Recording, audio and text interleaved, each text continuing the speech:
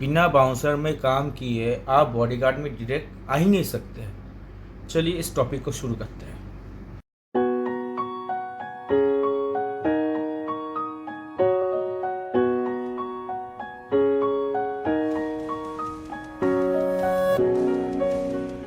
Welcome to Kolkata bouncer group. मैं bodyguard Nishan from Kolkata. First of all बता देते हैं, बॉडीगार्ड एक भीड़ का ड्यूटी नहीं होता है, एक पर्सनल इंडिविजुअल ड्यूटी होता है। ठीक है, बॉडीगार्ड पे आने के लिए बाउंसर में 4 से 5 साल उसको सर्विस करना पड़ता है। 5 साल काम करके एक्सपीरियंस लेके फिर बॉडीगार्ड में आना होता है। ठीक है, बॉडीगार्ड में आने के लिए उसको शार्प माइंड होना चाहिए, प्रेजेंट माइंड होना चाहिए, उसको चौकन्ना होना चाहिए और डिसिप्लिन तो बहुत ही होना चाहिए उसमें। ठीक है, और खासकर कुछ एक्सपीरियंस होना चाहिए। जैसे कि बता देते हैं आपको, ड्राइविंग तो आना ही चाहिए, बॉडीगार्ड को ड्राइविंग आना चाहिए, मार्शल आर्ट्स आना चाहिए। उसके बाद थोड़ा बहुत क्वालिफिकेशन मतलब पढ़ाई लिखाई थोड़ा होना चाहिए। ऐसा नहीं जो थोड़ा बॉडी बना लिया और आ गया इसमें, नहीं, पढ़ाई लिखाई होना चाहिए और सब कुछ का नॉलेज होना चाहिए। जैसे क्लाइंट बोलने से पहले उसको समझ में आना चाहिए। ठीक है, ये तो रहा क्वालिफिकेशन। और रिस्पॉन्सिबिलिटी बता देते हैं आपको। जब बॉडीगार्ड का रिस्पॉन्सिबिलिटी किसी व्यक्ति को हार्मफुल होने से रोकना, किसी को कोई ट्रेडिंग या फिर कुछ आता है उसको प्रोटेक्ट करना।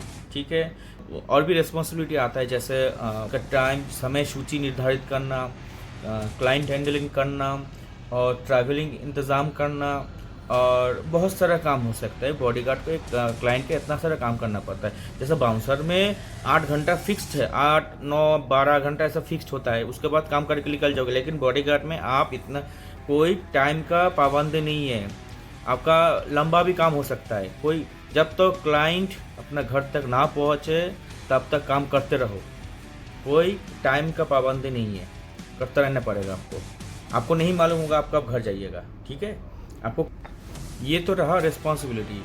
और बॉडीगार्ड अपना क्लाइंट का 5 कदम के दायरे के अंदर किसी को बिना परमिशन के कोई आ नहीं सकता है, कोई भीड़ नहीं सकता है। एक बॉडीगार्ड अपना क्लाइंट के साथ साई की तरह रहना होता है, साई की तरह रहता है। ठीक है, मतलब आप ये कह सकते हैं एक बॉडीगार्ड उसी का ही भाई कम मैनेजर कम सब कुछ होता है।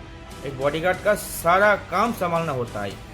ठीक है, शॉर्ट में बता रहा हूँ। ठीक है, इतना तो हो गया, और मतलब और भी बहुत कुछ होता है, लेकिन मैंने आपको शॉर्ट में बताता हूँ। और ड्रेसिंग में बता देता हूँ, ज़्यादा कुछ नहीं, हाथ में एक वॉच पहनो, एक कलम ले लो, और एक ये सब तो छोड़ो, ये वो हर कोई को नहीं मिलता है। और एक चश्मा ले लो, ब्लैक कलर का चश्मा आता है, उसको पहन लो, क्योंकि ब्लैक कलर का चश्मा चाहिए होता है। ठीक है, ब्लैक चश्मा क्यों पहनता है? एक तो लुक सही रहता है अपना। ठीक है, दूसरा बात है किसी का मूवमेंट हम पता कर सकते हैं, दूसरे को पता नहीं लगता है, जैसे हम पता कर लेते हैं चश्मा पहन के। तीसरा, आप कहीं पे बैठे बैठे सो भी सकता है। ये दूसरा बात है, ये मैं ऐसा मजाक किया हूँ, लेकिन ये 2 पॉइंट है जो मेनली आपको चश्मा के लिए। ठीक है, और ये यूनिफॉर्म आपको बता देते हैं। यूनिफॉर्म आपका थोड़ा ब्लैक नहीं, मतलब थोड़ा नेवी ब्लू, ठीक है, ऑफ ब्लैक, रॉयल ब्लू, ऐसा पहनना होता है। ठीक है, तो पर्सनल सिक्योरिटी में ऐसा थोड़ा ऑफ कलर होता है थोड़ा। ठीक है, ना ब्लैक ना ज़्यादा ब्लू। ठीक है, रॉयल ब्लू जैसा होता है वैसा यूनिफॉर्म होता है। ठीक है, वो पहनो। ठीक है, सही लगता है। ज़्यादातर पर्सनल सिक्योरिटी ऑफिसर यही पहनते हैं। ठीक है, यही यूनिफॉर्म होता है उसका। शू होता है ब्लैक कलर का, उसको बोलते हैं डर्बी शू, डर्बी शू होता है।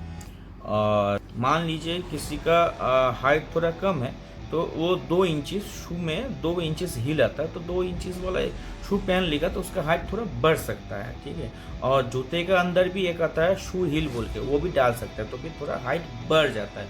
तो ये थोड़ा टैक्टिस से इसको आजमा सकता है। ठीक है, रहा बात बॉडीगार्ड। बॉडीगार्ड देखने में कैसा होना चाहिए? देखने में ऐसा होना चाहिए, अगर मान लीजिए रास्ते से चले बॉडीगार्ड, तो एक सिविलियन से अलग होना चाहिए। सिविलियन आदमी और बॉडीगार्ड में अगर सेम लुक सेम ही हो गया तो तुम में अंतर क्या हो गया? ठीक है, ऐसा लुक होना चाहिए। अगर सिविल ड्रेस में भी आदमी रास्ते से चले तो उसको अलग बनाता है, ऐसा लुक होना चाहिए। ठीक है, तो ये हो गया बॉडीगार्ड, शॉर्ट में बता दिया आपको। हाँ, और भी वीडियो लेके आएंगे। बहुत सारा टॉपिक है जिसको मैं लाने वाला हूँ, आप देखते रहिए।